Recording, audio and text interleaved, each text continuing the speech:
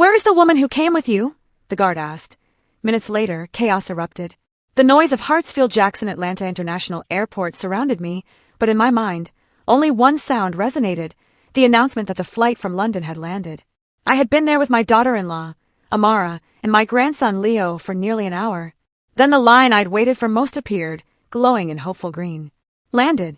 It had been exactly 1 year since I'd said goodbye to my son, Julian. Amara spoke up, her tone hurried. "Mama Eleanor, I'm going to the restroom. I'm feeling a little off."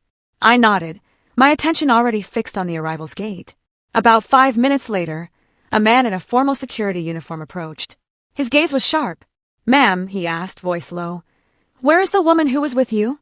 I was surprised. "You mean my daughter-in-law? She just went into the restroom." Static burst from his radio, followed by a cold, clear voice. Subject just ran out toward Gate G. Proceed to close off the perimeter. The officer's expression changed to one of intense tension. A chill ran down my spine. With trembling hands, I dialed Amara's number. It rang once, then went straight to voicemail. Chaos erupted. Dozens of armed officers fanned out through the terminal. Passengers murmured, backed away, raised their phones.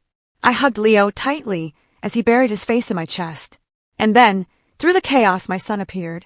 Julian walked out, thinner, tanned, a dazzling smile on his face as he searched the crowd. He saw us, waved, and began walking quickly our way.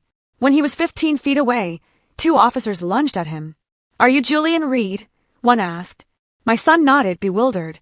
"Yes, that's me." "What's happening?" The sound of handcuffs clicked, cruel and definitive. A gift bag fell from his hand, its contents scattering. "Let my son go!" I screamed, rushing forward with Leo. A burly officer stopped me. "Mrs. Reed, calm down. He's been arrested for links to an international fraud ring. Please accompany us." The world crumbled. I watched, helpless, as they led my son away. Leo sobbed in my arms. They took us to a sterile waiting room. I called my cousin, Vera, my voice breaking. "Come to the airport. Take Leo." "Julian, they took him." When Vera arrived, I had to pry Leo's little fingers from my clothes. "Grandma," he sobbed. "Where are Daddy and Mommy?" His cries echoed down the hallway as they left. At the police station, I sat on a hard plastic chair, frozen. To keep from shattering, I forced myself to think, to remember. I am Eleanor Reed, a retired teacher. My world was Julian and Leo. Julian, a kind, talented architect, too trusting. And Amara, my daughter-in-law. She'd been the perfect family figure, attentive, successful in her artisan business. But now, small memories surfaced, sharp and terrifying. The late-night phone calls on the balcony. The new, expensive items. A handbag costing a month's pension, the latest phone. "A bonus from a special project," she'd say with a radiant smile.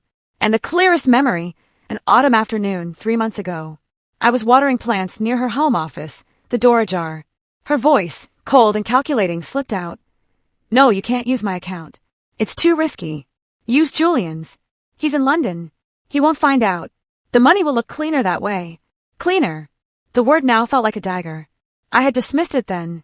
I chose not to know. After nearly 3 hours, a man in an elegant suit emerged. Detective Thorne. In a small office, he showed me a file with Julian's name.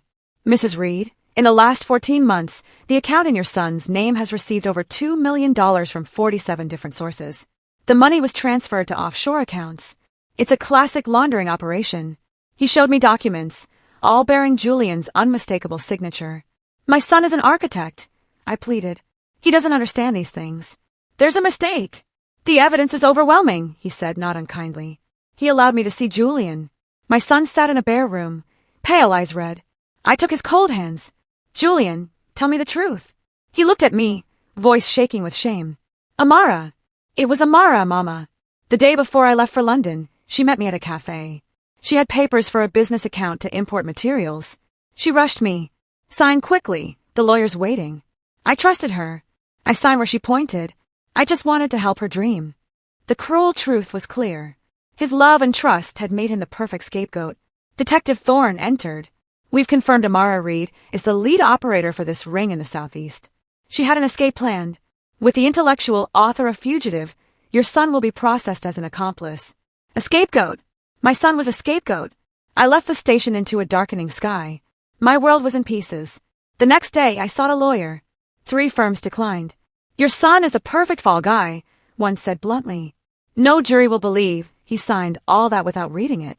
I returned home to a cold, silent house. Leo's handmade sign, "Welcome home, Daddy," sat on the table, a bitter mockery. The doorbell rang, insistent. A woman in her 40s stood there, sharp-eyed and determined. Mrs. Eleanor Reed? I'm Detective Zuri Banks, cybercrimes. I've been tracking Amara for a long time.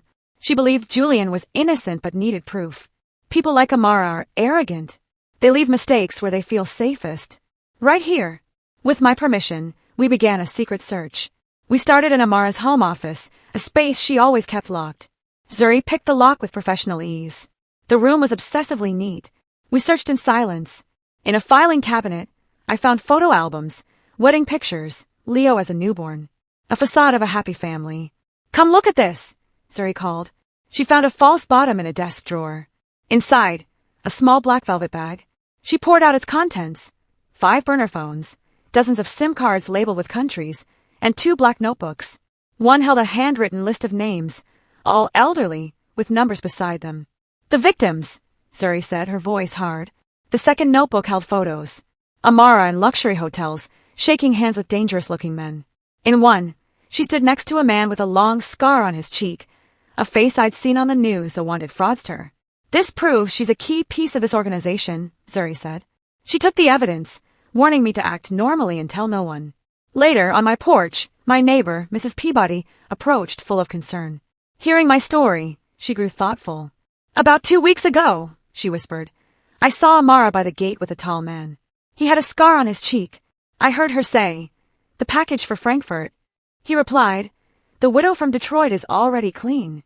It was a code, a witness. Will you come to the precinct? I asked. You can save Julian. She agreed. As we drove, a white truck without logo sped from a side street, lights blinding.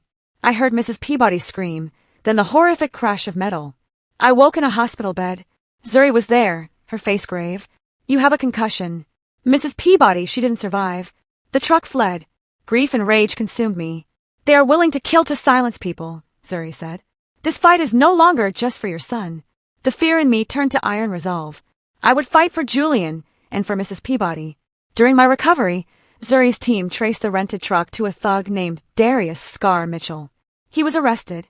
Under interrogation, faced with photos of the elderly victims and Mrs. Peabody he broke. He confessed Amara hired him. He also revealed her insurance, an external hard drive containing everything. Victim lists, call recordings, schemes. She never separates from it, he said. Tracking Amara's last signals, they found her in a remote mountain cabin. Zuri had me brought to the command center. Through headphones, I heard Amara's arrogant voice on an intercepted call. Don't worry, everything is in my husband's name. He's a lovesick fool. He's taking the fall for all the crimes. Rage, pure and hot, filled me. The SWAT team moved in. Minutes later, Amara was let out in handcuffs. As she passed the command vehicle, her eyes met mine, first surprise, then pure hatred. With a hard drive evidence and her recorded confessions, Julian's release order was signed.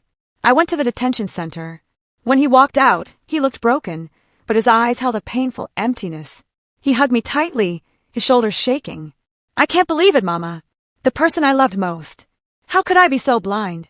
We sold the Atlanta house, its memories too poisoned. We moved to a small coastal town. I opened a bakery called Serenity Sweets.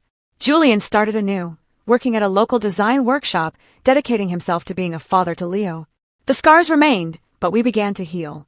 At Amara's trial, my testimony, the hard drive evidence, and the truth were undeniable. She confessed, detailing the scams targeting the elderly, her voice a monotone. When asked why she chose Julian, she looked our way, her eyes empty. I needed a perfect replacement, someone with a clean record, living abroad, who trusted me completely. Julian had all that. She was sentenced to 25 years. Justice, though late, was served. One Sunday, Detective Zuri visited the bakery. She'd been promoted. We sat in the garden. The true heroine is you, Mrs. Eleanor, she said. Your faith and bravery broke the case. That night, I watched Julian push Leo on a swing in the garden, the boys' laughter mixing with the sound of the sea. The aroma of baked goods lingered in the air. I once believed that love and trust were shield enough. Tragedy taught me a bitter lesson. Sometimes, blind trust is the trap.